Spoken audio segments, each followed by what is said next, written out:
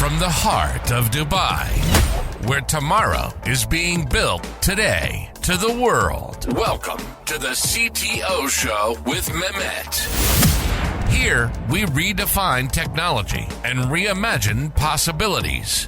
With Mehmet, delve into the riveting realms of AI, cybersecurity, and digital technology.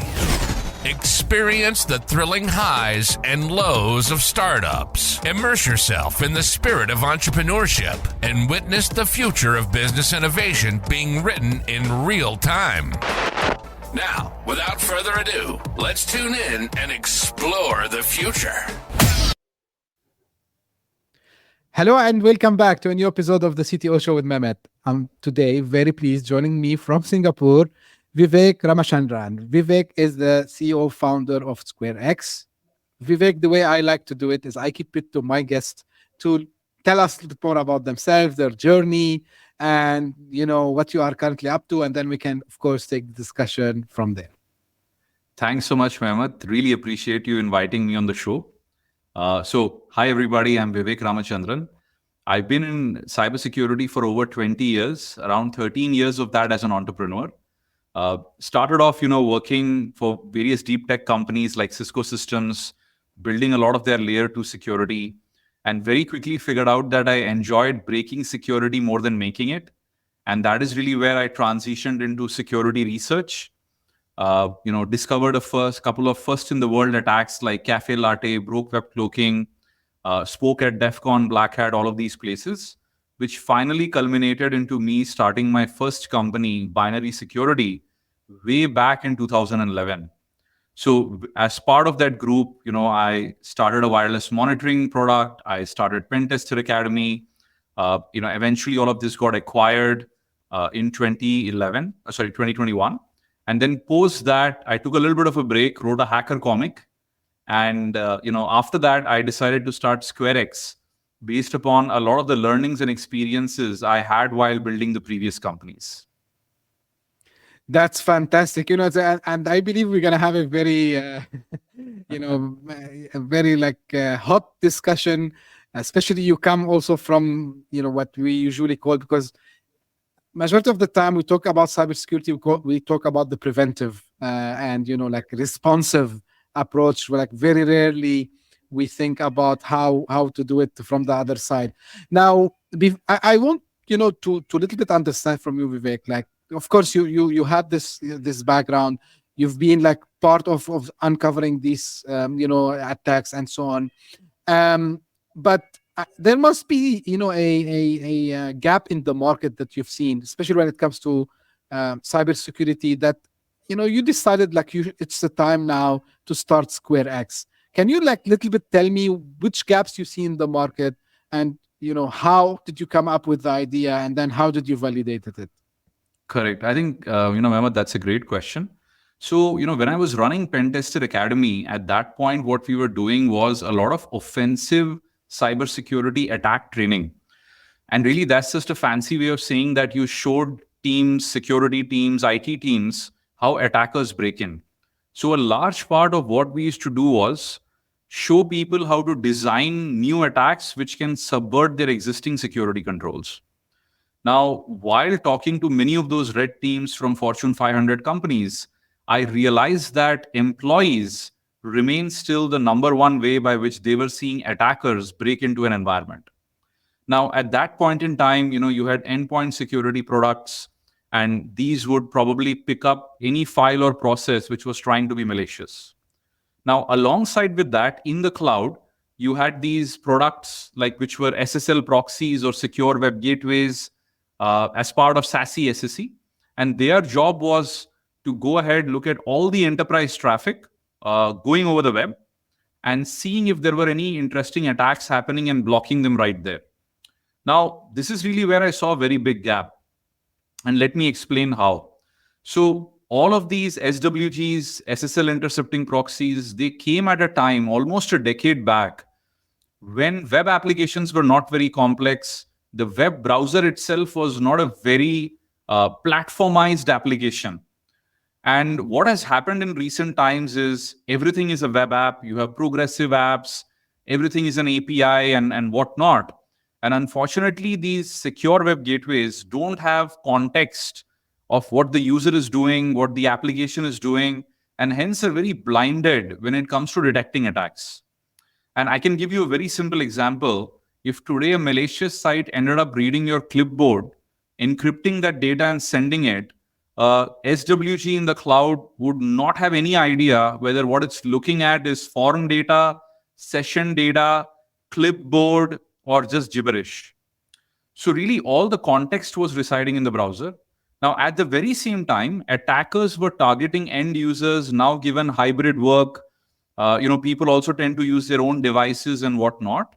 And which is really where what we realized was attackers end up stealing credentials in the browser itself without the need to ever, download or install any binary. And perfect example, we all know spear phishing, but I'll give you another one in the world of AI today, where so many people are now installing browser extensions, which are like AI co-pilots.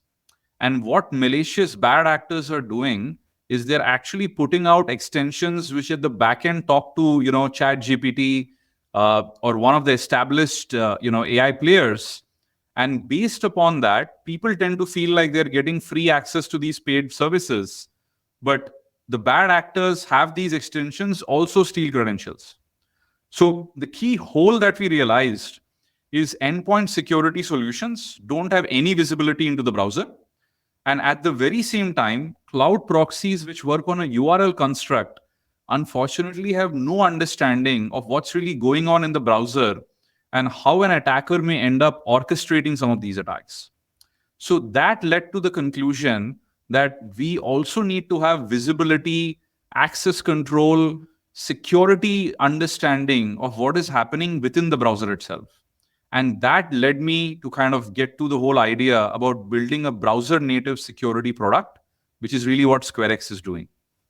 So Vivek, what you mentioned is very important and dangerous in a sense from attack point of view. So Right. correct me if I'm thinking out wrong here. So today, and we know this, and actually one of the features that ChatGPT they have added recently is you just upload the screenshot and then it can perform things. So if I'm using my browser today, and by the way, the platform I use, which is StreamYard, is also like a web application. To your point, I spend maybe 99% of my time in the browser. So using this extension, whether it's like a Chrome extension, other browser extension, so these attackers will be able to stream my desktop, whatever I'm seeing now, and then using artificial intelligence like ChatGPT or whatever, they can steal. Is this exactly what, the scenario? This scenario will absolutely work. So basically what you're saying is, here is an example. Imagine that ChatGPT released a new feature only for its professional users, right, who are paying. Right. Now, in social media, somebody says, oh, and you see these posts everywhere where someone says, why use ChatGPT, paid product when you can actually get this for free? And everybody starts clicking those links and going. And now imagine that there's a browser extension which in the backend exactly uses GPT-4o or whatever. And once you install it, then it can even request, for example, record desktop, record screen. And once you give access to all of that, it can stream back and really pretty much figure out everything that you're doing. I think what's is more bad, and again, correct me if I'm wrong, I'm looking at the technical guys still, but so, and these guys are using, the legitimate ports of like HTTPS 443 because they established this connection over maybe, some specific servers that they are running. But actually, I'm reaching to that server using a very legitimate port, which is 443, right? Absolutely. So you're right, which means your network firewall people monitoring regular web traffic wouldn't see anything out of the ordinary. They would just see, port 443 is being connected to and data is being sent. And the tricky part is, Mehmet, most firewalls, higher level proxies, unfortunately can't even look at things like WebSocket data because it's just, binary data streaming through. So how do you even go about interpreting it, right? Because every application can have its own way of how the data gets interpreted at, either end. That's really dangerous as I'm trying to think about it. Now, you know, the market you mentioned, whether it's like secure web gateways, like SWGs, SASE, SSEs, like, there is no single time. And maybe because I'm in tech, so I see this a lot. But even like I hear it from people, they ask me, what is this SASE thing? What is, like, well, and the market is a huge, Vivek, right? Yeah. And Yeah. there are a lot of players over there. So let's cover, a little bit that market, if you don't mind. And also, but you mentioned some of the things that they cannot do, but despite being a big market, and I think you can mention even some big players over there, what I'm interested more into, and because everyone talks about the zero trust when we mention these. So what's your point of view on that market and the players and the relation with the zero trust over there? Yeah, no, I think all great questions. So, Mehmet, I think all technologies start with the right intent based upon the times when they began, right? So, if you look at SASE, the whole idea really was, and Gartner, if I recall, like coined this entire space term. Basically, you really wanted networking and security to be kind of like unified in the cloud, and you wanted primarily one or more vendors to be able to go ahead and provide that entire stack in the cloud. So this was the time when everything was moving into the cloud, and people wanted security products to also reside in the cloud rather than on-prem. And the way the transition happened is, large companies like Zscaler, Palo Alto, Netscope, pretty much, all the big guys that you may have heard about, what they did was they took that on-prem construct, put it in the cloud, and now they said all your organization's traffic needs to go through our data center, where we will clean, prune, detect these attacks, block it, and ensure that only clean traffic, ends up leaving. At the very same time, your end devices also only get a very clean traffic where you don't have to worry about getting attacked. So the promise was that, let's say one of your employees is trying to download a document, and maybe that has malware. Rather than, in the previous construct, the employee ends up downloading it locally and then your antivirus finding it, the SASE or SSE provider can just in the cloud figure out that you're downloading a file, pause that download, scan the file in the cloud, and decide whether to allow or block it. Similarly for URLs and all of that as well. So the intent was good. SASE then eventually gave rise to SSE, because what really happened is, Gartner ended up realizing it's very difficult sometimes for security vendors to also offer networking capabilities like SD-WAN and whatnot. And that is really where maybe security vendors can just give security products, and that became SSE. Now, in all of this, the core component where you end up entering the cloud when it comes to all of these components, zero trust or whatnot, is really secure web gateways. And the thought process is simple: is look, today almost every website has SSL on it, which basically means once the traffic leaves the user's browser, the only person who can decrypt it is the site it is intended for, right? Gmail can decrypt Gmail traffic and then process the request. Now, one can imagine if that was the case, then there could be no security inspection possible, because you can't decrypt traffic meant for Gmail encrypted with Gmail's public SSL key. So this is really where secure web gateways came in and said, here's what we're going to do. We're going to sit in between. We are going to go ahead and decrypt all traffic from the user's browser coming into us, make sure everything is clean, and then connect to the real destination, which may be Google or whoever, and then send that data. And they do this by installing their own master certificates, with which they end up issuing site-specific certificates so that they can encrypt, decrypt, and kind of create these two concurrent tunnels. So back in the day when all of this started, and I think SSL intercepting proxies, probably a decade old, which eventually became, SWGs and all of that. At that point in time, the primary construct on how you could identify something good or bad was just a domain, just a URL. So, Mehmet, what would end up happening is Once you detect that abcfig.com is malicious, you say, you know what, I'm going to block everything. This site should not load at all.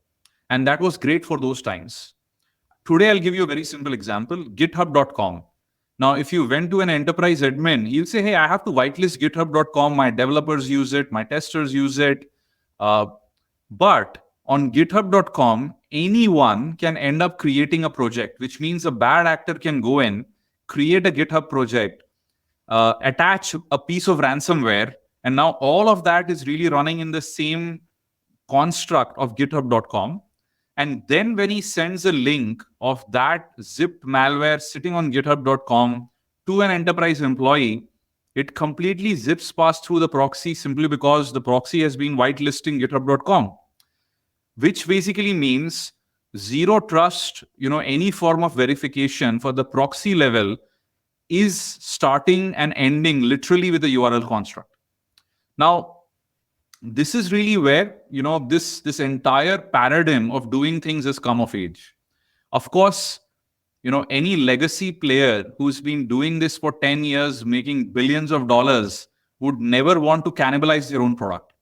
So I can tell you that today, many of these larger players are probably already aware about the limitations, at least some of the limitations of what these products have.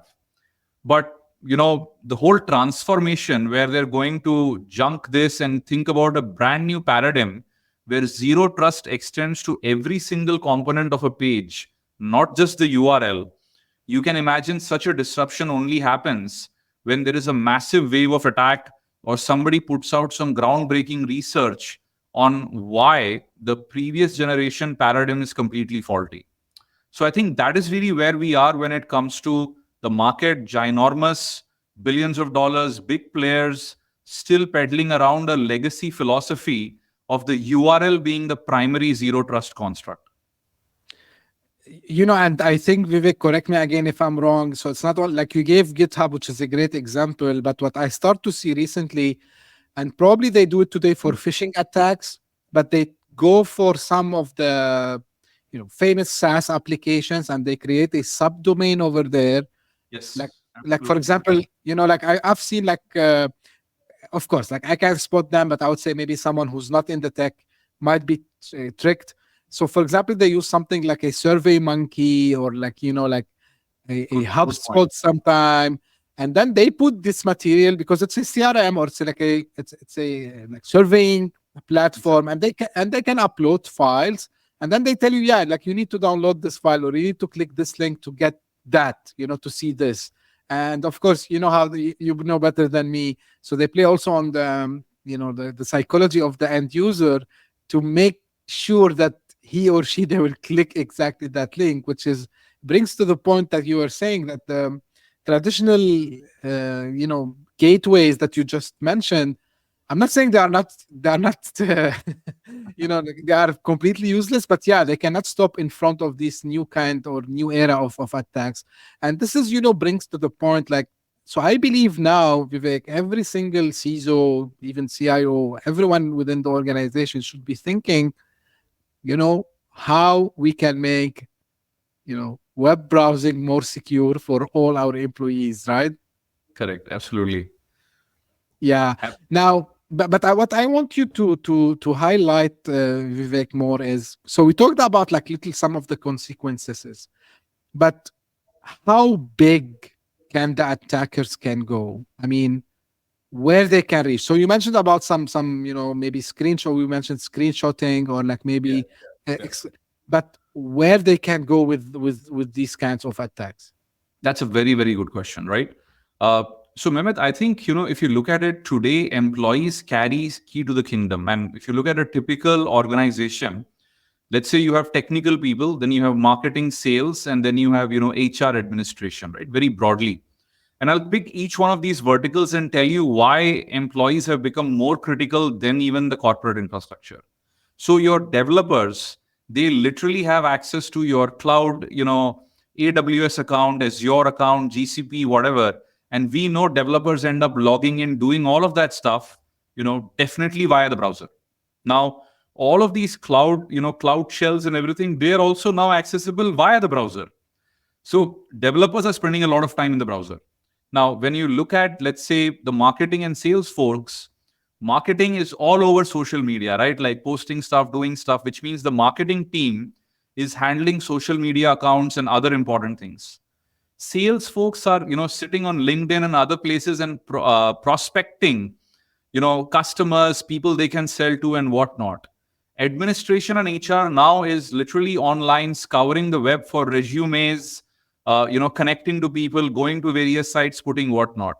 So what's happened as a common denominator is everyone is just used to doing their workflow in the browser, which means their authentication into services, salesforce.com, AWS, cloud, whatnot, is also happening via the web interface. So an attacker who has compromised the browser or a page can end up now siphoning these credentials and then impersonating the user. So imagine today that you end up impersonating one of the marketing employees because you have access to their accounts. You could literally go ahead middle of the night in that place, put out an announcement saying, hey, our company's faced a breach and we have decided to shut down. Like overnight, you would lose reputation, customers, whatnot. Even the next day, if you just came back and said, oh, this was false, one of our social media team's accounts was hacked. Now, if an attacker hacks into a salesperson, they can know the secrets of how the company is doing. But at the very same time, again, send a message to all your customers announcing something as you, which may be very problematic to your company. So I feel almost every attack starts with identity theft today when it comes to targeting end employees of companies. And why this has become very difficult, you'll remember, 15, 16 years back, when laptops and all of that had not proliferated as much, people used to just work within the physical confines of an office. So the admin would walk up to you, look at your desktop PC, make some changes, make sure everything is locked down. Today, we don't live in this world. Many a times, your admin has never even met you because you work from some remote location. So now in this hybrid work world, I think attackers have understood that every employee is a great target. And the best part, he only has to win once against probably an organization's thousands of employees. And I'll give you a very simple example. Large organization development team. Imagine somebody poses to be a recruiter and messages everybody on LinkedIn saying, I'm from one of your competitors and we are offering 2x the salary today. How many developers or how many professionals do you think will be able to resist not downloading and opening that job description document, right? So attackers have realized attack the weakest link, and the weakest link are employees. Employees spend 90% of their time in the web browser, which means attack via the web browser, attack the browser, and then what do you get from that? Identity. Once you get identity, you can unlock everything that person does, move laterally, pretty much compromise everything. Now, I think we agree that traditional ways of protecting, like preventing, let's call it, I like to call preventing, will not work. So here's, I know, like, browser security, which is exactly what SquareX do it, right? So I'm interested to know, like, what techniques, or like, let's say, if I'm someone like coming to you today, Vivek, and they say, I have this problem, right? And I'm afraid, this is keeping me awake at night, that exactly the scenario you gave me now would happen. And, the solution is what you currently do at SquareX. But if I'm interested to know more, like, what vectors of the attack, like, you can help me with today? Is it like stopping the malicious file? Is it like on signature based thing? Like, what exactly are the areas you can help me with today, Vivek? Yeah, no, that's a great question. And remember, the way we look at it is what we do is the following, right? Once you deploy our product, which is a browser extension, we go ahead, monitor every web page that you open up, and we look at, DOM events, we look at browser events, and we feed all of this data to our, machine learning models also running within the browser itself. And that is really where we do anomaly detection, where you can apply policies, rules, and all of that to think about any scenario where you want to protect yourself. And I'll give you a simple example. One of the places that we are deploying in, they had a very interesting requirement. They said, Vivek, the problem is our enterprise employees, they are logged into our enterprise Google workspace, which typically also looks like Gmail for employees. But at the very same time, everybody is also, opening up their personal Gmail in one of the other tabs. So now when you just type in drive.google.com, depending on which was the account you logged into first when you started the browser, when you hit and file upload, you may sometimes end up inadvertently uploading the file into your personal account versus the company account. Now, similar to this, imagine where, let's say, an attacker now ends up sending you a link for mega.nz, which contains maybe a document, and probably your existing scanners don't pick it up. And now you're thinking, should I open this document or not? So really what I'm getting to is the number of these possible cases is infinite, really. And at the very same time, what we've also figured out, to your point, detecting a malicious document or a malicious file, no vendor in the world, right, can actually claim they can detect it 100% of the times accurately, right? If that was possible, there wouldn't be security vulnerabilities, there would be no hacks today. So what SquareX's browser does, extension does, is we allow the user, allow the admin to do one of two things: block and isolate. So block is when we absolutely know something is malicious using, let's say, known threat feeds, or additionally, we have our own malicious document detection and all of that stuff. The second is where you can't be fully sure. Perfect example is maybe an admin says, any document downloaded via Gmail, if it contains a macro, and regardless of whether we picked it up as malicious or non-malicious, isolate and open this up in a sandbox in the cloud. Then what SquareX can do is, when a user ends up trying to download a document, we immediately check on the browser itself before the document hits the hard disk that if this contains a macro. If it does, we open up a cloud sandbox in another tab, upload the file, project it back. So from a user's perspective, this almost looks like you opened up the document in another tab. That's how transparent the experience is. So using this, what we end up doing is all document cases where something could be considered suspicious, we open up in these disposable pods. Similarly, we have the same construct for websites as well, using disposable browsers.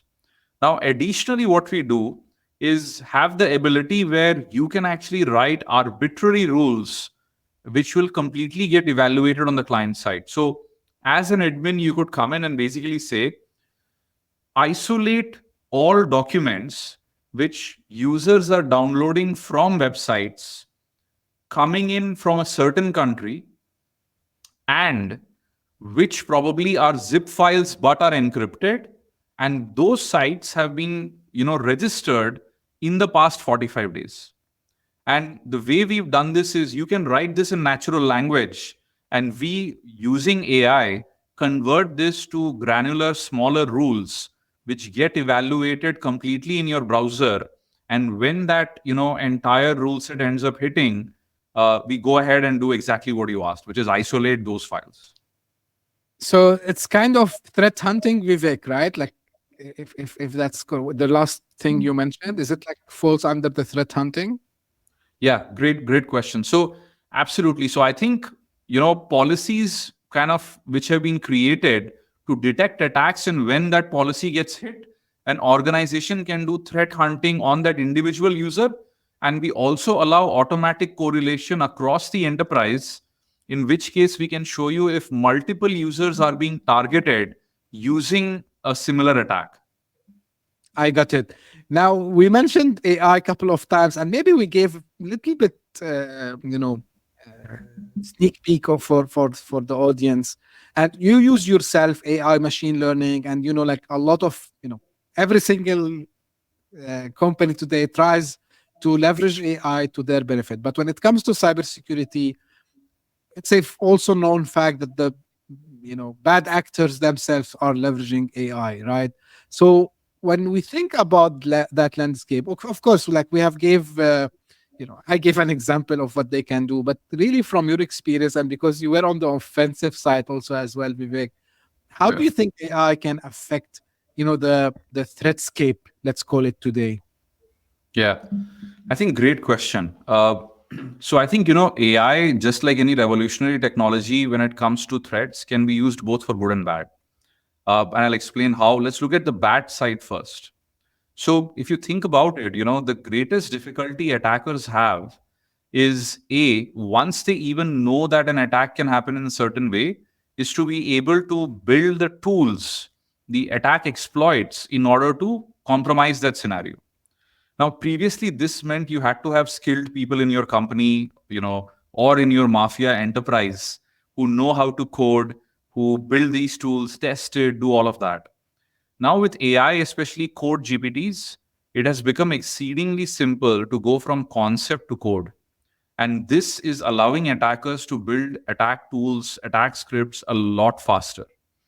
I think probably sometimes within minutes, if not like, much faster than that. So this basically means defenders can expect a lot of variations in the attacks, while previously they only had to worry about certain variations because there were only few tools capable, and all attackers ended up just using one or more of those tools. So attackers have been supercharged. Another very simple example I can give you is most of the scam emails which come in previously, used to all be grammatically wrong, right? Like, somebody offering you millions of dollars, somebody offering you inheritance which was left for you in a foreign land. But now, an attacker can train an LLM to go to all your social media accounts, understand what you're talking about, craft something very specific to a context that you have been talking about today, and then put it out. Simple example, today somebody, the moment this show is released, somebody could target me with an email or you with an email saying, hey, I saw the show, this was a very great summary, by the way, what do you think about this? And I've written my summary about the show with an article link, and maybe that hosts a browser exploit. And because it is so contextual, almost human beings are guaranteed to go click on it. So I think, Mehmet, what's happened is we as human beings, we use our senses to decide what is, good and bad, what is good and what is fraudulent. I feel with especially the current generation of AI revolution, human beings can no longer depend on their senses to decide. Deep fakes would actually mean that you don't know if you're really talking to the real Vivek. And all of this is going to compound because I think most attacks disproportionately end up targeting people who are not technologically well versed. So that's the attacker side. Now, on the defender side, where it gets very exciting, is security has always been a needle in a haystack problem, which is, you have millions of these alerts and all of that coming in, and security teams had to sift through all of that and figure out the attacks in there. Now, where AI is really helping is it can now munch through these millions of events almost live at scale and be able to look for certain trends and threats and maybe summarize and come up with exactly where attacks are happening. At the very same time, I think traditionally security products have been very complicated to configure the more granular you get. Now, with the help of AI, almost all interfaces are becoming natural language human interfaces, where ideally, I would envision in a few years, you are driving every product, not just cybersecurity, using natural language. And I think that is a very big force multiplier because most people can describe what they want in natural language way better than in codes and rules and stringing all of that perfectly together. So those are my thoughts about the both sides of the AI story. It's really exciting, scary, positive, however, I'm optimistic by default, but yeah, so we started to see, this news, about how attackers are trying to leverage this and how they use ChatGPT and other co-pilot to your point, products to do this. But the good news, to your point, also that especially you're doing also with SquareX today, leveraging the power of AI to build these defensive and preventive solutions out there. Now, if before I shift to something else, um, if we want to think from little bit board perspective, C-level perspective, uh, on because I know this question is asked on board level, especially because you gave a very very good example previously, Vivek, about when someone impersonate marketing, sales, whoever, and then they post something that they can hurt, and the board are really concerned today. But what do you think from the people who are in charge, whether it's a CTO, CIO, CISO, what do you think they are missing today in their security posture That's a good to question. have this guarantee, to have this peace of mind, I would say?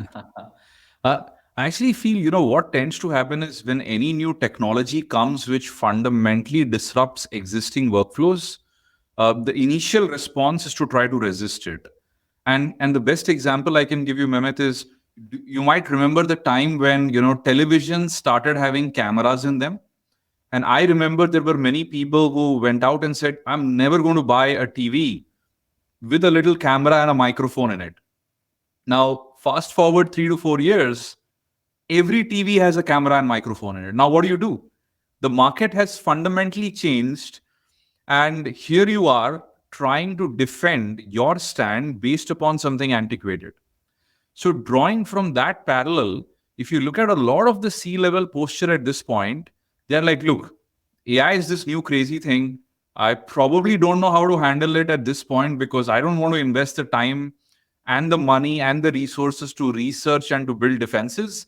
Let's just block chat GPT. Let's just block every AI site till somebody else smarter than us figures out and probably puts this out and we'll just go copy it.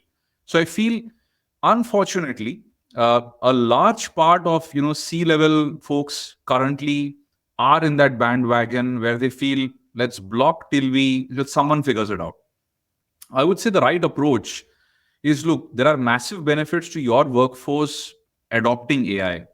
And the three-prong approach, people, process, technology.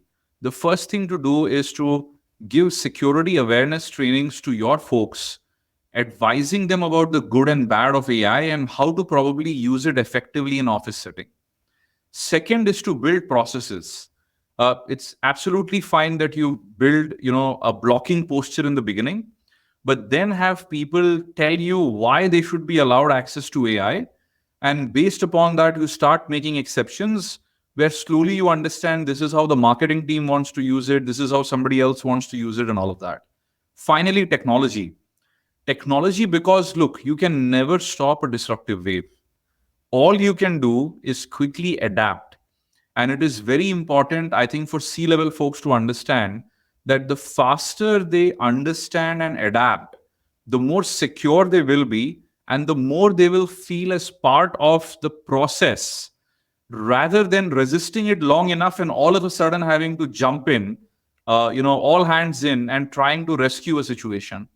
So I feel high adaptability has always been, at least in my humble view, a hallmark of success in C-suite people when it comes to any disruption which is happening in the broader space.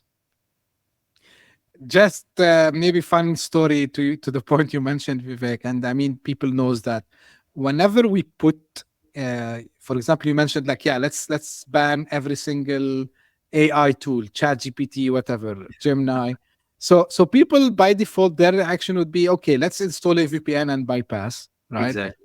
And I remember when but I'm talking about maybe 20 years plus now, when I was at college. So I remember the university decided to block something which is really not harmful. It was something useful, but I don't know, like it was one of these new things. And the way for us to overcome this, we found something that does exactly, it will simulate a browser, so it's like you have a Chrome, but it's not the actual Chrome. It's a portable version of Chrome. And we figured out that by doing this, we can actually access that exact thing that we wanted to access it. So to your point, yeah, like you cannot like keep people away from using that. Plus, you mentioned also Vivek previously, and this is something I hope like people who are listening or watching this, you can control people when they are on inside your premises, right? So you can control them as long as they sit within your fences. But today everyone is mobile first. They have their own laptops, they have their own mobile phones and tablets, and they can put the data inside ChatGPT whether you accept it or not. So you can control them sometime, but not all the time, which is absolutely to your point about this one. Now, Exactly. I want to ask you like a question, which is a little bit, it's interesting, I believe, and I ask it to founders usually. But for example, in this case, we're talking about a cybersecurity company. So how much, yourself being someone versed, you were previous, someone who was previously doing hacking actually. How does help you in building SquareX? Like how beneficial was that? Yeah, no, again, very interesting question. I can tell you in cybersecurity, there are primarily, two kinds of companies which get built. One is, companies which have figured out a lot of inefficiencies in internal processes when it comes to cybersecurity. A simple example is DevSecOps, secure programming, and all of that stuff. The other group of companies which end up getting built is companies primarily built to protect against attacks. Now, my perspective, and this is just my humble view, is people who have an attacker background have a much better chance as building, latter companies and products simply because of the fact that you already know how attackers work. And now you're starting to think how you'd protect against it had you been the attacker trying to break in a certain way. So I've actually found that, Mehmet, when I talk to CISOs, CIOs, CTOs, and we talk about browser security, and they try to go very deep, asking me about different attacks and exploits and all of that, me being able to very clearly articulate, tell them what those attacks were, how they could protect themselves, using SquareX or other products, whichever case may be, I feel is a superpower. Because, you've been on the other side. Any time that you end up talking to, let's say, somebody selling something to you and you quickly realize that they don't have a lot of depth, you immediately lose faith. And cybersecurity is one field where you will only buy from someone where you have faith and trust, and you're very confident that this company, which automatically translates to the founder, the founding team, understands more cybersecurity in that space than we do. Because if you know more than the person building the product, you clearly know the product isn't going to work. So what I've found is it's always helped, right from conceptualization of the solution to understanding how attackers are evolving their methodologies, allowing us to refine the product, and at the very same time give confidence to prospective customers, where they feel like, what, you guys are pioneers, thought leaders, because you're putting out research. Simple example, this year at DEF CON, the world's largest hacker conference, we are doing a main stage talk on why secure web gateways are broken, where we've discovered a brand new, entire new class of attacks. And this was something when I told one of the CISOs that we are working with, he was absolutely thrilled. And he said, look, I feel comfort in the fact that I'm working with a company which is at the bleeding edge of discovering how existing products are failing. And that is exactly what attackers are going to exploit, right? You, as a large company, you aren't worried about protecting yourself from a script kiddie just firing automated tools. You're worried about organized crime. You're worried about nation state attackers who have the resources, the time, the group think to collectively come together and try to compromise your company. So in conclusion, I think has always been a superpower. I like this approach, and by the way, I was on the both sides of the table, Vivek. So I was on the receptive side and on the other side as well. And to your point, yes, like clients, customers, organizations, they want the guidance of someone who, to your point, can show them things that currently with their limited resources, and I say limited regardless of how much organization is big. You're busy. I mean, everyone is busy.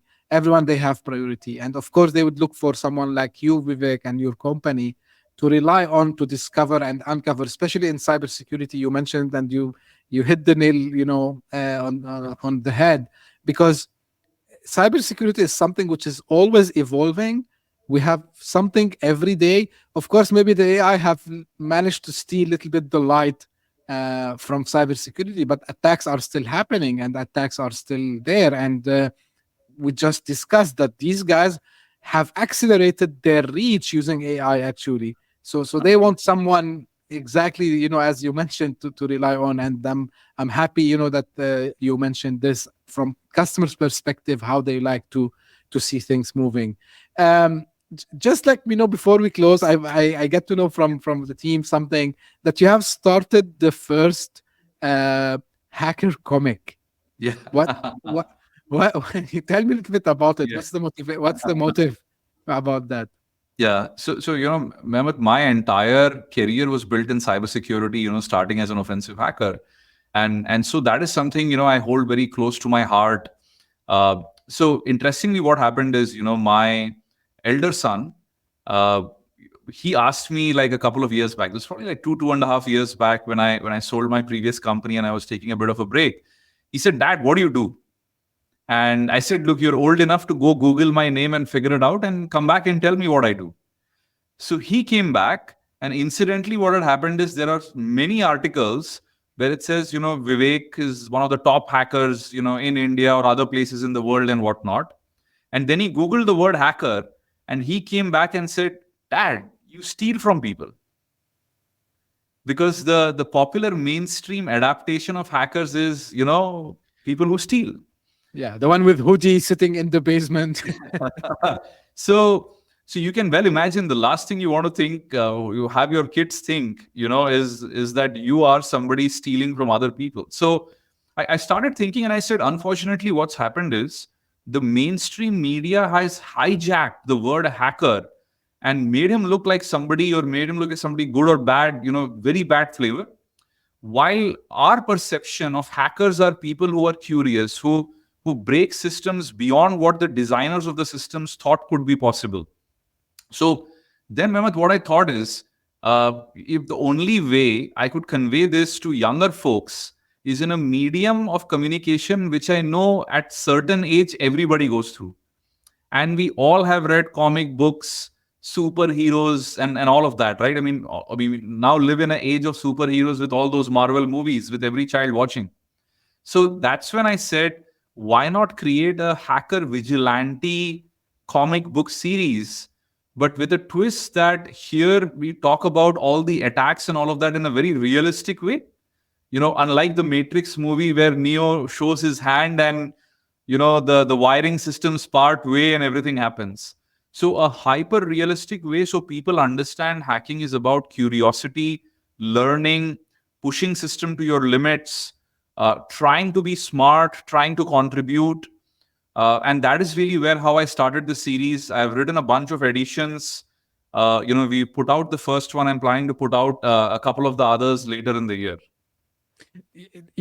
Brilliant idea. And to your point, yeah, because guys, there is in the cybersecurity landscape a team called the Red Team, and this Red Team job is to break things, try to break things. Let's say, yeah. So thank you, Vivek, for putting this. And yeah, maybe not related to what I say usually in the show, but I mentioned, yeah, sometimes the mainstream media, the movies, they tend to show us things which are not realistic, and they make us feel like things are boring or this is not interesting. While on the other side, it can be fun because people think that nowadays, especially cybersecurity, is like very important. So some people think, oh, like this is something I don't want to get into. Like it's very complicated for me. But to the way that you just mentioned to me about this comic book, it's like really educate and at the same time push the curiosity. I love this, Vivek. Really interesting. Thank you. Fine. Appreciate it. Yeah. My pleasure. One thing before we come to close, that I ask you, and I should have congratulate you this at the beginning about this at the beginning. You're Sequoia-backed startup, right? Yes. So Yeah. Sequoia Southeast Asia was the only seed investor. I had a relationship with them before. So that made it, easy. But at the very same time, I really genuinely believe they're probably the best investors out there. And that was the reason that we aligned. Yeah. So, again, I know like it was since last year, but congratulations on this. Thank you so much. Because I'm saying congratulations because I was speaking to a lot of founders last year and they had issues, raising money and raising capital. So things are looking easy now. So good. So Vivek, final thing you want to leave us with, especially for, to be founders in this space, because it's not easy, like final words of wisdom, I would call them, and where people can get in touch and know more about you and SquareX. I think, what I tell prospective founders, people getting in, is you generally overestimate what you can do in a year, but underestimate what you can achieve in a decade. And this is something I live by, is you need to be patient. You need to believe in the power of compounding and allow things to become, big and great over time. I think a lot of first-time founders come in with very unrealistic expectations that in a year, I'm going to do this. In 2 years, I'd probably have built $1 billion company and all of that. And that tends to kind of, suddenly put them into this whole trough of depression when things don't work, people don't invest and all of that. So the whole thing I've realized, having done this for over 13, 14 years, is startups, building companies and products is a resilient sport, is a sport of patience. And I think if you invest the time and believe in compounding, I think you're all set. If you have unrealistic expectations, don't do it. And do not build a company because you feel you want to be your own boss. The early stage of startups, everybody is your boss, right? You want to recruit good people. You have to kind of go behind them, somehow manage to convince them. You're trying to convince investors, your early customers. So honestly, you're literally begging everybody. So, at least that's my vantage point of, how I've seen this space. Cool. Where to find out more, Vivek? Yeah. So, about SquareX, you can go to sqrx.com. Me, Vivek Ramachandran, you can find me on LinkedIn. You can connect to me over there. On Twitter, I am, Viv Ramac, VIVRAMSE. I'm very online. I keep posting stuff. So feel free to connect. Feel free to DM. If you have any other interesting questions after you see this show. Great. Thank you very much, Vivek. I liked your advice to the founders. It's of course, it's a very cliche, but it's a marathon. It's not a sprint. Absolutely. It takes a lot of time. It takes a lot of effort. Even to get the first customer, forget about making it $1 billion company, which is hopefully, I wish every founder can reach this milestone. Correct. So thank you again for sharing this wisdom, I would call it.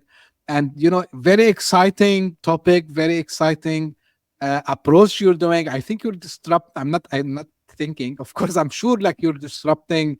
And I love this by default. My audience knows me, and even people in the actual life, I get excited about ideas that change the status quo, which is exactly what you're doing, Vivek. So thank you very much for being with me on the show today. I really appreciate the time. And this is for the audience. This is how I usually end each episode. If you just discovered this podcast by chance, thank you for passing by. If you like it, please share it, subscribe, and tell your friends and colleagues. And if you are one of the people who keeps coming, sending me questions, comments, suggestions, please keep them coming. I listen to them all. I read them all. So keep them coming. Thank you very much for tuning in. We'll be again very soon. Bye-bye. Thank you so much. Hit that subscribe button. Share the show with your tech-savvy friends and fellow entrepreneurs. And leave us a review on your favorite podcast app. Your support means the world to us.